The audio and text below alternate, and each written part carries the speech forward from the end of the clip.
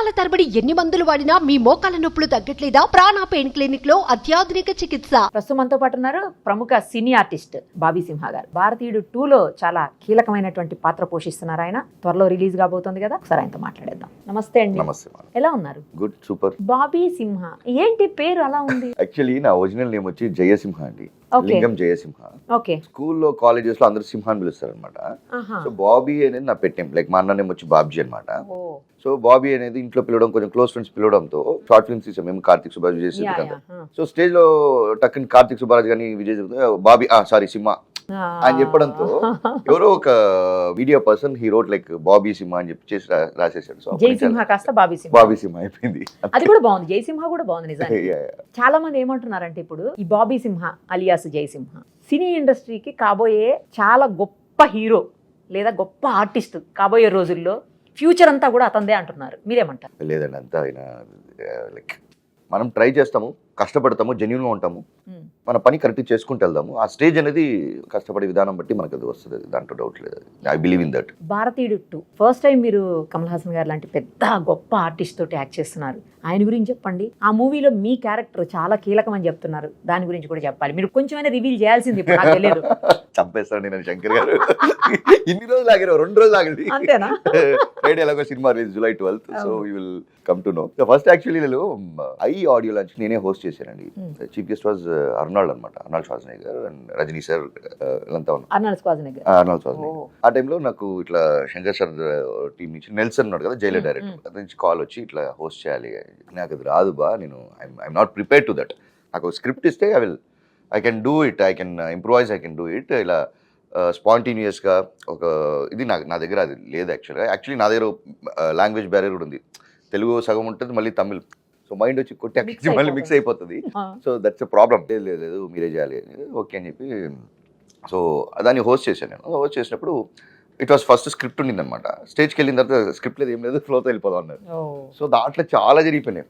So అప్పుడు Arnold గారు వచ్చి టక్ ఆయన ఇన్ మిడ్ ఆఫ్ బాడీ అక్లైన్ నుంచి దగ్గర కంప్లీట్ చేస్తున్నారు. ఆయన వచ్చి ఆయన స్పీచ్ కంప్లీట్ అయిపోతుంది. నాకు అక్కడి నుంచి టాకిల్ నుంచి నెల్సన్ లేదు Thalaiva stopping will call everybody the stage and will fetch of the audio line. నాకు స్టాప్ అనడం మాత్రం తెలుసు. ఆయన మాట్లాడి చేయి పెట్టి ఆయన షోల్డర్ మీద మైక్ పెట్టుకుని సార్ ఒక్క నిమిషం మీరు పర్మిషన్ ఇస్తే నేను రజనీ గారిని, రహమాన్ గారిని, శంకర్ సార్ గారిని అందరి పైకి రమ్మంటారు, దాన్ని వీకెన్ అంటే చెప్పేసి నా పట్టి నేను అనౌన్స్ చేయడం ఆయన I do it in my way అని చెప్పి ఆయన చేసి అప్పుడు రిపోర్టర్స్ అంతా వచ్చి రాయడం మీడియాలో ఏంటంటే అసాల్ట్ గా అర్నాల్డ్ మీద చేసిన అసాల్ట్ సేదు అని చెప్పి రాశారు అనమాట.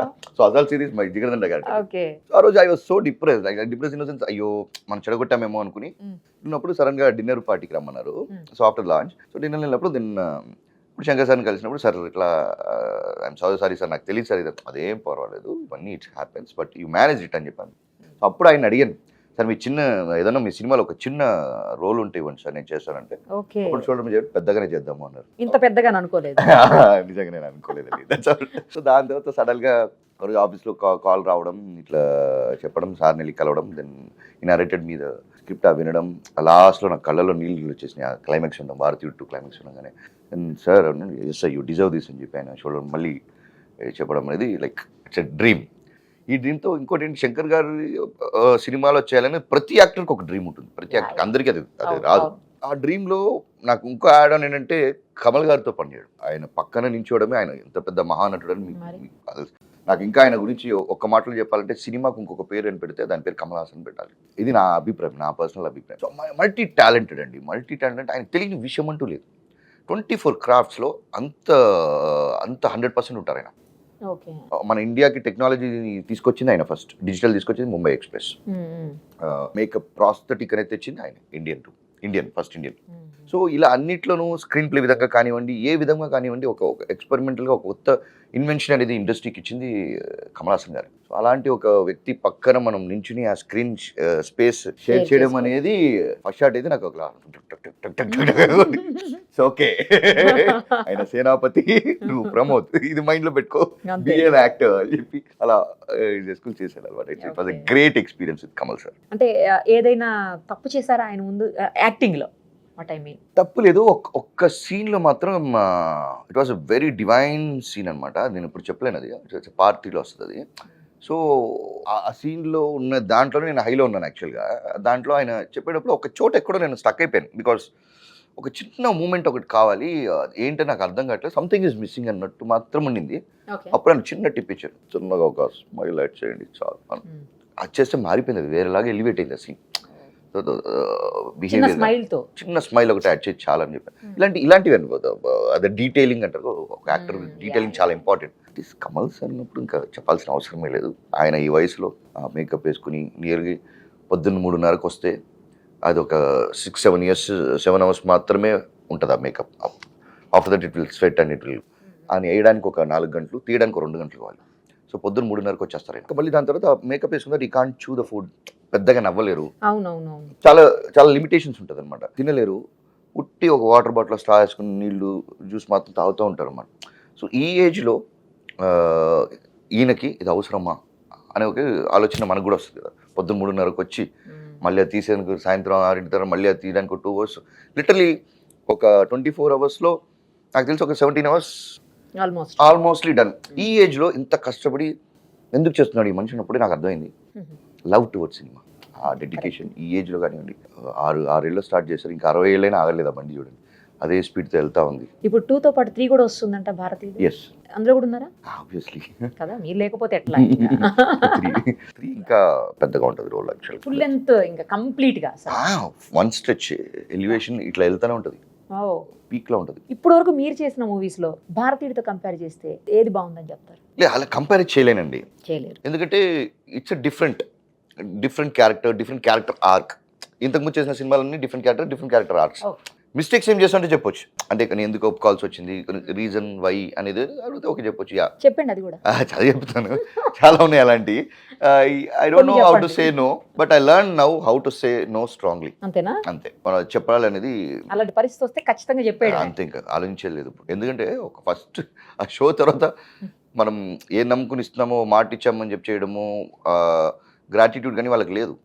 ఒక షో తర్వాత మనుషులే మారిపోతారు. సో అవన్నీ చూసి వచ్చాం కాబట్టి దెన్ అర్థం, అలాంటి సిచ్యువేషన్ నీకు రావద్దు, నాకు రావద్దు, వదిలే, ఇంకా చేయను, దట్స్ ఇట్.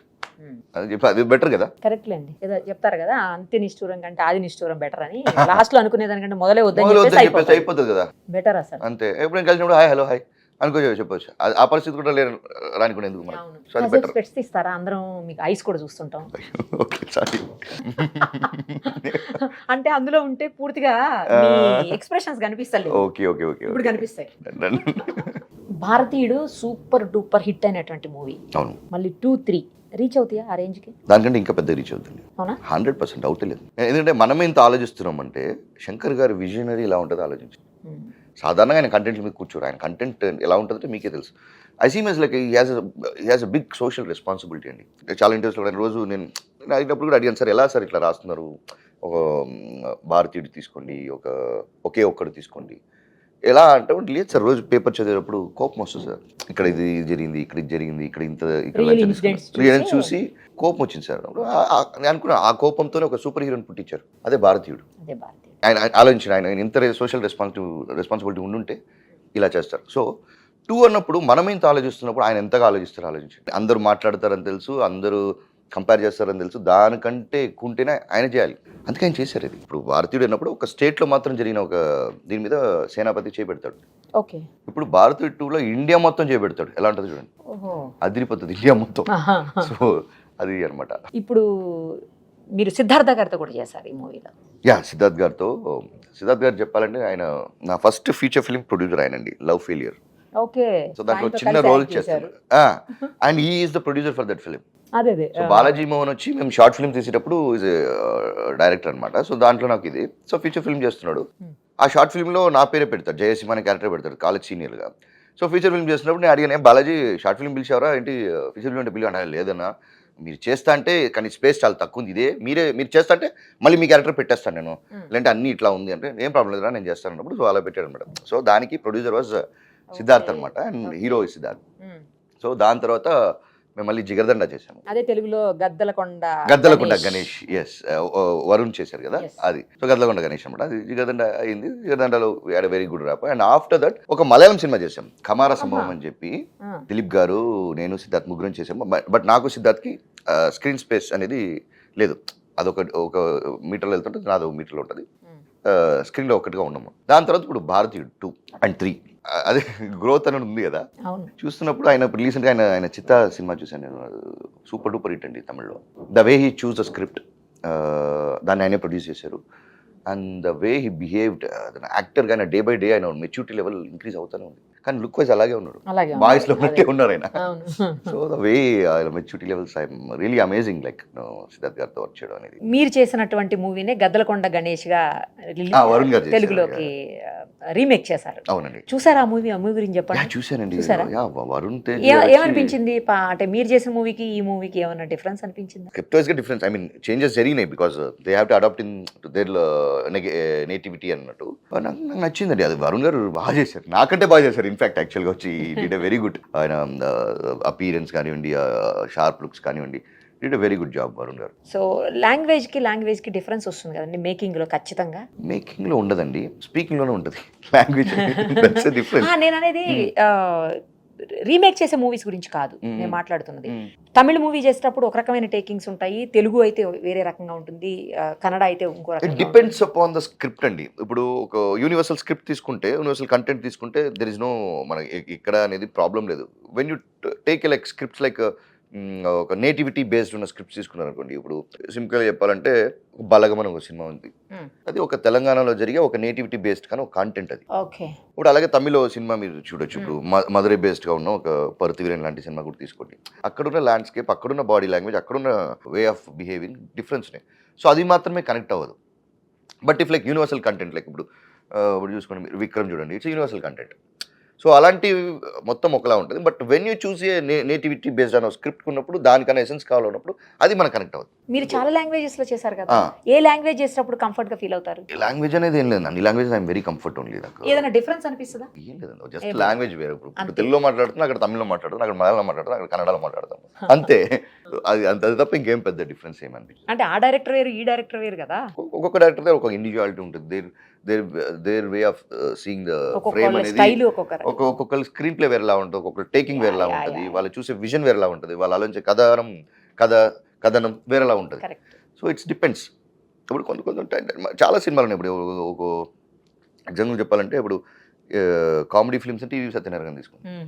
సో అది ఆయన గ్రౌండ్, అది ఆయన గ్రౌండ్, ఆయన కథాపాత్రలు ఎలా ఉంటాయి ఇలా అని చెప్పి ఆయన చేయడం. ఇలాగే మీరు మళ్ళీ ఇటు వస్తే రాఘవేంద్రరావు గారు ఒక స్టైల్ ఆఫ్ మేకింగ్ సీరియస్ అంటే మళ్ళీ బోయపాటి గారు చూస్తే అదొక ఒక్కొక్కరికి ఒక pattern, their vision, their frame is totally different.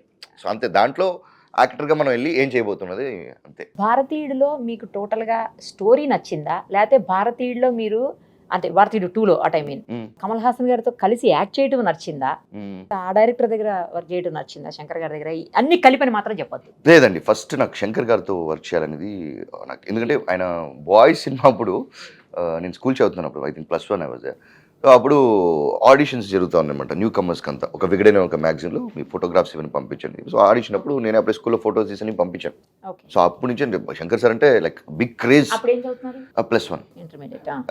ఇప్పుడు కొడైకెనాల్లో లేక్ దగ్గర నుంచి ఇలా ఫోటోలు తీసి, మనకు ఫోజ్ అంటే ఇదే కదా, స్టీరియోటిక్ ఇంకా ఉన్నాయి ఫోటోస్. లైక్ చూసినప్పుడల్లా జస్ట్ స్మైల్ మై సెల్ఫ్. అంటే అక్కడలో ఒక ఫోటోగ్రాఫర్స్ ఉంటారు, వాళ్ళకేం తెలుసు ఫోజ్ అంటే ఇలా ఉన్నాం, ఇవే కదా బేసిక్ గా. అంతే, పెళ్లిళ్ళు తీసే వాళ్ళు ఎలా ఉంటారు, ఇలా ఉండడం. సో ఇట్లాంటివి అనమాట. సో అప్పుడు ఐ థాట్ ఓకే రైట్, అప్పుడు పంపించాను. బట్ ఆయన పర్వాలేదు అయితో నాకు ఓకే అప్ప శంకర్ గారికి మన పేరు తెలిసింది చాలు. నేను ఆయన ఫస్ట్ కలవడమే, సార్ జిగర్దండ మీరు అసలు, ఆయన పక్కన ఆయన వైఫ్ కూడా ఉన్నారన్నమాట, వైఫ్తో ఇంట్రడ్యూస్ చేయడం, మాటలు చెప్పడం, నాకు శంకర్ గారి నోటి నుంచి మన గురించి అనేదే నాకు ఇది. ఇప్పుడు శంకర్ గారు సినిమా నుంచి కాల్ వస్తుందంటేనే అది ఒక పెద్ద విషయం. ఇట్స్ లైక్ చాలా మందికి రాదు అది. సో అది రావడం అనేది లైక్ ఫస్ట్ శంకర్ గారు యాక్టర్ గా జన్మ ధన్యమైపోయినట్టు ఒక రకంగా. అవునండి, కాల్ వచ్చింది. కాల్ రావడం దాంట్లో ప్లస్ ఏంటంటే భారతీయుడు 2, భారతీయుడు అనేది ఎంత పెద్ద లెగసీ అనేది మనకు తెలుసు. It created records. నాకు ఇంకా గుర్తుంది, నేను విజయవాడలో చూసాను ఈ సినిమా. నేను అప్పుడు I was like 5th or 6th ఏదో చదువుతాను, 4th or 5th or 6th I don't no. చూసినప్పుడు ఆ సినిమా చూసి స్కూల్కి వెళ్ళి లైక్ క్లాస్లో అందరినీ ఇట్లా వరంతో కొట్టడం ఇవి చేసేవాళ్ళని, తర్వాత వాళ్ళకి ఎక్స్ప్లెయిన్ చేసేవాళ్ళని.